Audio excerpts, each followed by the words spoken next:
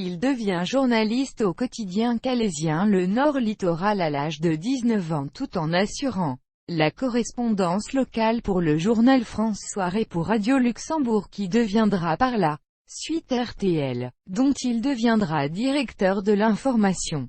En 1975 il faisait partie de l'équipe de départ du Petit Rapporteur aux côtés de Jacques Martin, Stéphane Collaro, Piem et Pierre Bonte. On lui doit notamment la fameuse « Brosse à reluire » de Maurice Druon et « La Marseillaise » de Valéry Giscard d'Estaing. Il quitte le Petit Rapporteur à la fin de la première saison et crée sa propre émission sur l'antenne nationale de FR3 intitulée Ces gens pas comme les autres, puis tout le Nord l'a su à la télévision régionale FR3 Nord-Pas-de-Calais.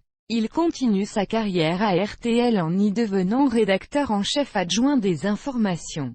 Robert Lassus a également une activité d'auteur pour les humoristes. Il est ainsi le dernier collaborateur de Thierry Leluron et l'auteur de sketchs pour ces derniers spectacles, dont il signe également les fausses conférences de presse sur RTL, et écrit des textes pour Francis Perrin et André Lamy. Entre autres, Robert Lassus est aussi écrivain. On lui doit une vingtaine d'ouvrages humoristiques dont le Journal d'un curieux de campagne, en 1977 qui a obtenu le prix Rabelais, et un autre livre plus sérieux intitulé Le mari de Madame de Gaulle, fourmillant d'anecdotes et de confidences qu'il avait pu recueillir auprès de l'entourage du général, car il était proche de la famille Vendroux à Calais. Il fait partie de l'Académie Alphonse Allais. Son violon d'Ingres, le dessin et la caricature qu'il exerce dès son plus jeune âge.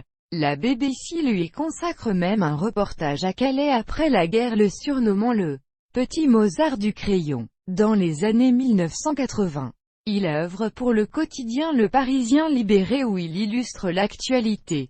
Amoureux du Touquet Paris-Plage où il a sa résidence secondaire, il collabore aux Échos du Touquet puis à la Gazette du Touquet Paris-Plage. Chaque semaine, les Touquetois se régalent en découvrant le Touquetois croqué, qu'il avait croisé dans la semaine ou en découvrant la rubrique humoristique Les Échos du Touquet. Un square décoré de ses dessins porte désormais son nom depuis le 12 juillet 2013 au Touquet Paris-Plage, à l'intersection de la rue Saint-Jean et du boulevard Dalloz.